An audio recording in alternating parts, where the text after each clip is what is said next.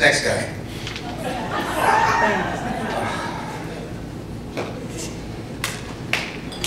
When he first came to me 10 weeks ago, I couldn't figure out what he was doing. But he's worked very hard over these last 10 weeks, and now I'm proud to present a close, personal friend of mine. Make some noise for Mr. Matt Vanderpool!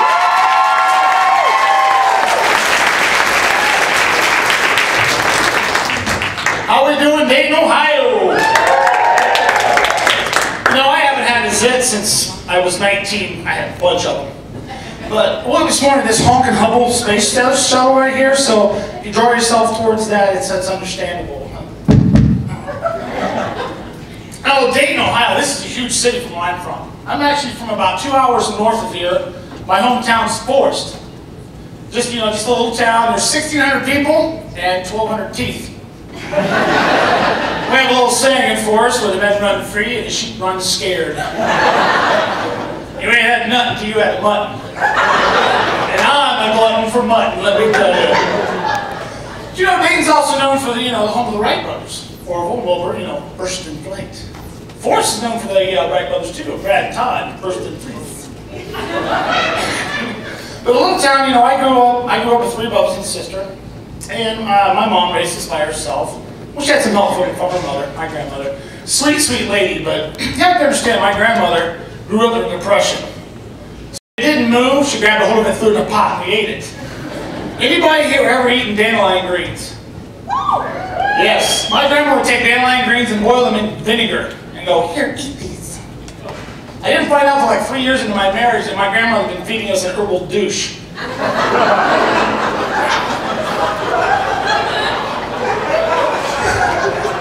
Oh my God, it's a goose! Someone got my gun! But another thing that grandma would do, finish the bottle of ketchup, had that much ketchup up to the bottom. Oh, we can't let that go to waste. Grandma will dump about half a gallon of water in that thing, and that much, and she'd shake it up. Okay, here you go, here's your ketchup. Grandma, that's not ketchup, that's tomato soup. Shut up and put it on your peanut butter sandwich, and be lucky you've got a peanut butter sandwich to eat. But, living in a small town, and, not a lot of stuff, material things growing up, I shared a bed with my younger brother. Oh, what a pain in the ass. In the middle of the night, he'd flip-flop around. It was the 2 of us in a twin bed. And flip-flop around, and I smack him in the teeth with my feet. Mom, that gets me in the mouth. Now you know why Forrest only has 1,200 teeth. But the bad thing about having a little brother to share a room with was, as you got older and became an adolescent, there's that experimental sex thing, You guys know what I'm talking about. First time I had sex with myself and my brother's sock. He was pissed. Still had it on. But being from Forest, is in the local school district is Riverdale. Yes, Riverdale, just like Jughead, Archie, the cartoon strip. But we had a nickname in the local area. If you guys ever heard of the organization called 4-H? Very popular, 4-H stands for heart, hand, health, and some other body part. But in Riverdale, we had our own little 4-H. It stood for High, Hemp, Harvest, and holy shit, this is good stuff! We were locally known as Reeferdale. Now, I'm sure everybody in this room at one time has gone to a high school basketball game. And I like to go to the schools and look around to different gyms and see these different placards. I'm sure everybody's seen the placard in the gym that says, cheerleaders, no permits permitted. Well, I don't know if you guys know this, but my home school, Riverdale, was the first school to put that placard up there. Because he's afraid the cheerleaders would fall and lose a baby. So oh, you haven't seen the cheerleaders at Riverdale, have you? But the great thing, the Riverdale had some beautiful, beautiful girls, and I made a wish, my senior year in high school, that I'm going to surround myself with beautiful women for the rest of my life. That's where my wife comes into the picture. She gave birth to 4 daughters. Not 1, not 2, 4. Now you know why I'm gray at 40, right here. This is natural, I'm telling you. But the great thing was, our girls are real close in age, and girls do some fantastic things. Being a brother, 3 brothers, I had no clue what 2 girls together do. I just had my sister. I thought all they did was snitch, you know. But I'm in the house one day, I'm by myself watching, you know, hanging out with my girls, my wife's at work. And I hear this ruckus in the hallway. Oh my God, what the hell?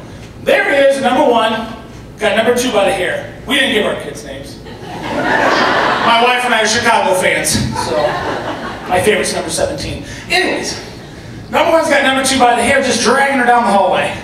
Number 1 is in tears, just tears running down her face, just distraught. Number 2, on the other hand, has got a Charles Manson grin on her face. I'm like, holy shit, what was she doing?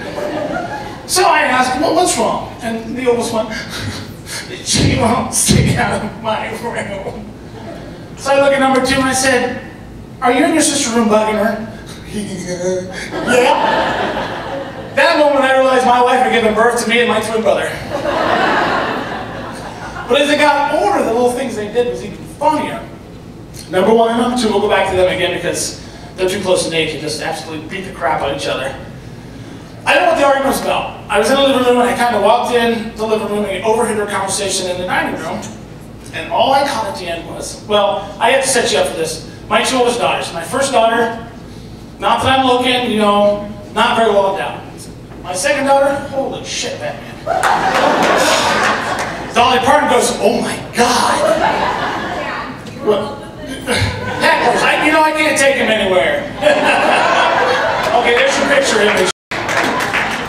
Anyway, I hear this comment. Well, at least my boobs are bigger than yours. Oh, and number 1 goes, really? Well, when you're 40, your boobs will be here, mine will still be here. But the joy of having teenage girls, boyfriends, my favorite thing. You know, I work in a shop, I work in a factory, probably couldn't tell that. But any of the guys we sit around, we talk about our daughters dating, because, you know, it's not that long ago that we were 15, 16 years old, chasing girls.